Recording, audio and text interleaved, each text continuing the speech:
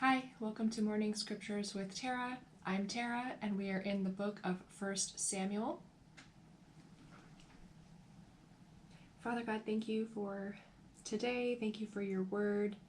Thank you for the changing of the seasons. Please help us see you all around us. In Jesus' name, amen. Chapter 3. And the child Samuel ministered unto the Lord before Eli. And the word of the Lord was precious in those days. There was no open vision. And it came to pass at that time, when Eli was laid down in his place, and his eyes began to wax dim, that he could not see. And ere the lamp of God went out in the temple of the Lord, where the ark of God was, and Samuel was laid down to sleep, that the Lord called Samuel, and he answered, Here am I. And he ran unto Eli, and said, Here am I, for thou called me. And he said, I called not. Lie down again. And he went and lay down. And the Lord called yet again, Samuel. And Samuel arose and went to Eli and said, Here am I, for thou didst call me. And he answered, I called not, my son. Lay down again. Now Samuel did not yet know the Lord, neither was the word of the Lord yet revealed unto him. And the Lord called Samuel again the third time. And he arose and went to Eli and said, Here am I, for thou didst call me. And Eli perceived that the Lord had called the child. Therefore Eli said unto Samuel, Go, lie down, and it shall be, if he call thee, that thou shalt say, Speak, Lord, for thy servant heareth. So Samuel went and lay down in his place. And the Lord came and stood and called as at other times, Samuel, Samuel. Then Samuel answered, Speak, for thy servant heareth. And the Lord said to Samuel, Behold, I will do a thing in Israel, at which both the ears of every one that heareth it shall tingle. In that day I will perform against Eli all the things which I have spoken concerning his house. When I begin, I will also make an end. For I have told him that I will judge his house forever for the iniquity which he knoweth, because his sons made themselves vile, and he restrained them not. And therefore I have sworn unto the house of Eli, that the iniquity of Eli's house shall not be purged with sacrifice nor offering forever. And Samuel lay until morning, and opened the doors of the house of the Lord. And Samuel feared to show Eli the vision. Then Eli called Samuel and said, Samuel, my son. And he answered, Here am I. And he said, What is the thing that the Lord has said unto thee? I pray thee, hide it not from me. God do so to thee, and more also, if thou hide anything from me of all the things that he said unto thee. And Samuel told him every whit, and hid nothing from him. And he said, It is the Lord, let him do what seemeth him good. And Samuel grew, and the Lord was with him, and did not let none of his words fall to the ground. And all Israel from Dan even unto Beersheba knew that Samuel was established to be a prophet of the Lord. And the Lord appeared again in Shiloh, for the Lord revealed himself to Samuel in Shiloh by the word of the Lord. Chapter 4. And the word of Samuel came to all Israel. Now Israel went out against the Philistines to battle, and pitched beside Ebenezer, and the Philistines pitched in Aphek. And the Philistines put themselves in array against Israel, and when they joined battle, Israel was smitten before the Philistines, and they slew of the army in the field about 4,000 men. And when the people were come unto the camp, the elders of Israel said, Wherefore has the Lord smitten us today before the Philistines? Let us fetch the ark of the covenant of the Lord out of Shiloh unto us, that when it cometh among us, it may save us out of the hand of our enemies. So the people sent to Shiloh, that they might bring from thence the ark of the covenant of the Lord of hosts, which dwelleth between the cherubims. And the two sons of Eli, Hophni and Phinehas, were there with the ark of the covenant of God. And when the ark of the covenant of the Lord came into the camp, all Israel shouted with a great shout, so that the earth rang again. And when the Philistines heard the noise of the shout, they said, What meaneth the noise of this great shout in the camp of the Hebrews? And they understood that the ark of the Lord was come into the camp. And the Philistines were afraid, for they said, God is come into the camp. And they said, Woe unto us, for there has not been such a thing heretofore. Woe unto us! Who shall deliver us out of the hand of these mighty gods? These are the gods that smote the Egyptians with all the plagues in the wilderness. Be strong and quit yourselves like men, O ye Philistines, that ye be not servants unto the Hebrews, as they have been to you. Quit yourselves like men and fight. And the Philistines fought, and Israel was smitten, and they fled, every man into his tent. And there was a very great slaughter, for there fell of Israel 30,000 footmen. And the ark of God was taken, and the two sons of Eli, Hophni and Phinehas, were slain.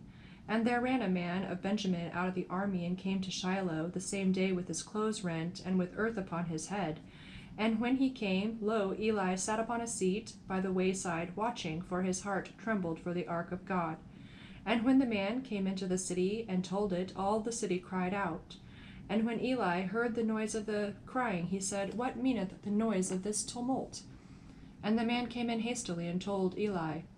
Now Eli was 98 years old, and his eyes were dim, that he could not see. And the man said unto Eli, I am he that came out of the army, and I fled today out of the army. And he said, What is there done, my son? And the messenger answered and said, Israel is fled before the Philistines, and there has been also a great slaughter among the people. And thy two sons, Hophni and Phinehas, are dead, and the ark of God is taken. And it came to pass, when he made mention of the ark of God, that he fell from off the seat backward by the side of the gate, and his neck brake, and he died, for he was an old man and heavy. And he had judged Israel 40 years. And his daughter-in-law, Phinehas's wife, was with child, near to be delivered. And when she heard the tidings that the ark of God was taken, and that her father-in-law and her husband were dead, she bowed herself and travailed, for her pains came upon her. And about the time of her death, the woman that stood by her said unto her, Fear not, for thou hast borne a son. But she answered not, neither did she regard it. And she named the child Ichabod, saying, The glory is departed from Israel, because the ark of God was taken, and because of her father-in-law and her husband. And she said, The glory is departed from Israel, for the ark of God is taken. Chapter 5.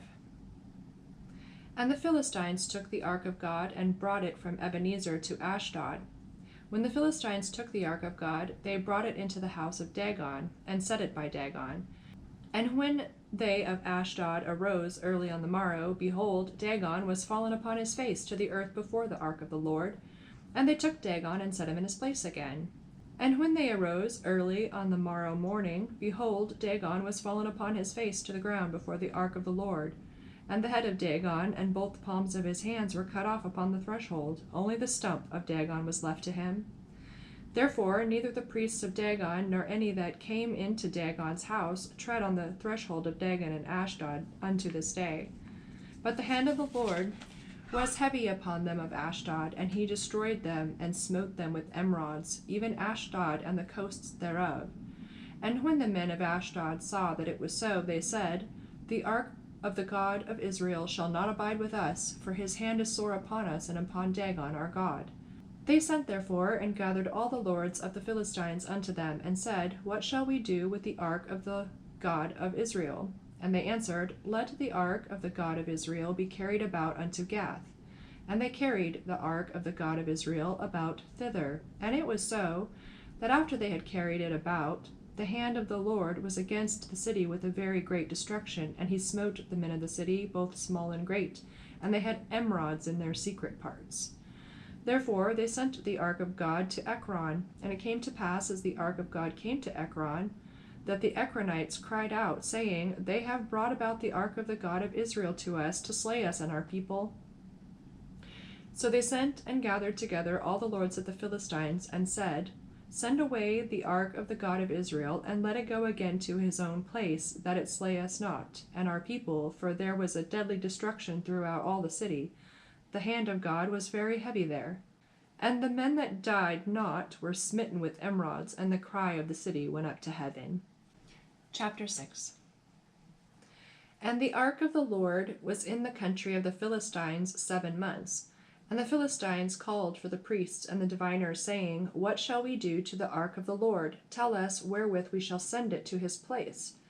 And they said, If you send it away, the ark of the God of Israel, send it not empty, but in any wise return him a trespass offering. Then ye shall be healed, and it shall be known to you why his hand is not removed from you.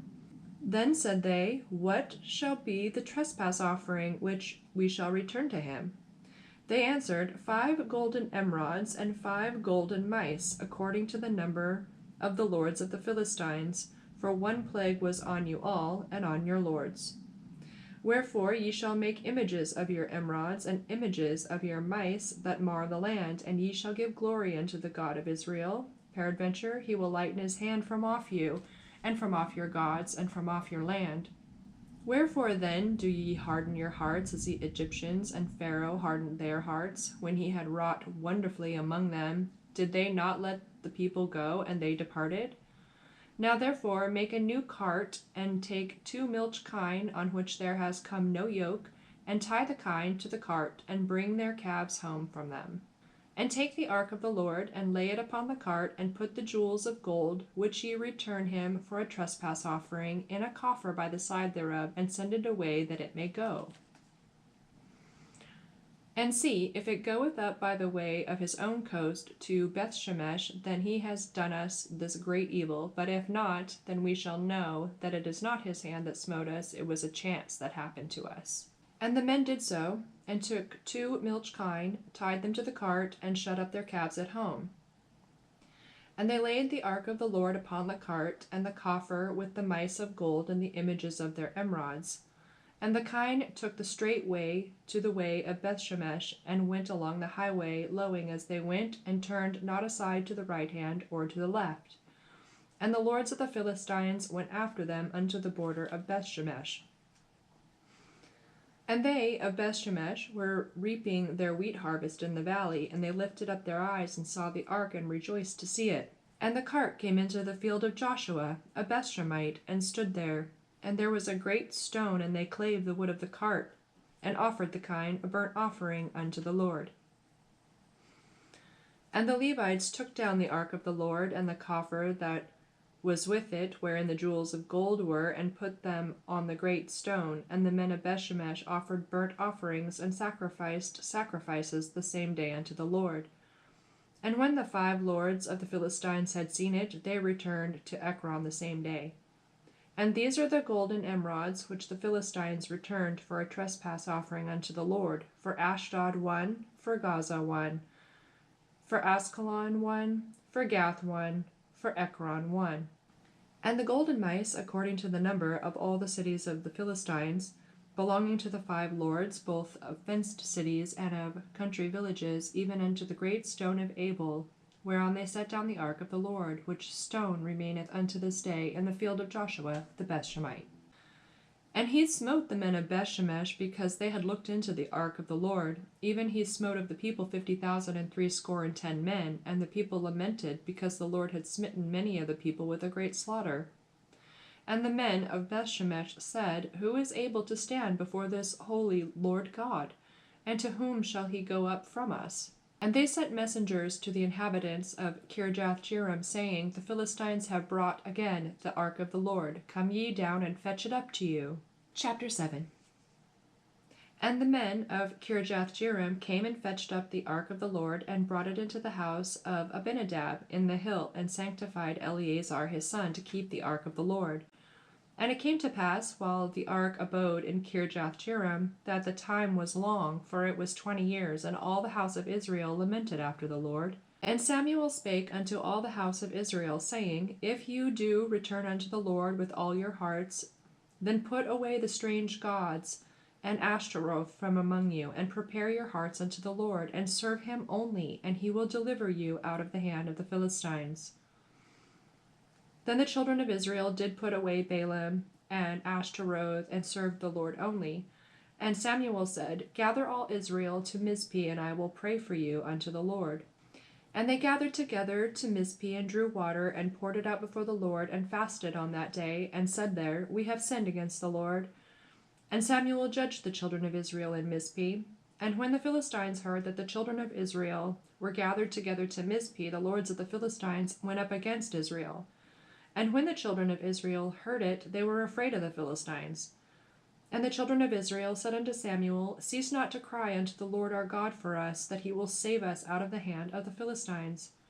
And Samuel took a sucking lamb, and offered it for a burnt offering holy unto the Lord. And Samuel cried unto the Lord for Israel, and the Lord heard him. And as Samuel was offering up the burnt offering, the Philistines drew near to battle against Israel. But the Lord thundered with a great thunder on that day upon the Philistines, and discomfited them, and they were smitten before Israel. And the men of Israel went out of Mizpeh and pursued the Philistines and smote them, until they came under Bethkar. Then Samuel took a stone and set it between Mizpeh and Shen, and called the name of it Ebenezer, saying, Hitherto hath the Lord helped us. So the Philistines were subdued, and they came no more into the coast of Israel, and the hand of the Lord was against the Philistines all the days of Samuel. And the cities which the Philistines had taken from Israel were restored to Israel, from Ekron even unto Gath, and the coasts thereof did Israel deliver out of the hands of the Philistines.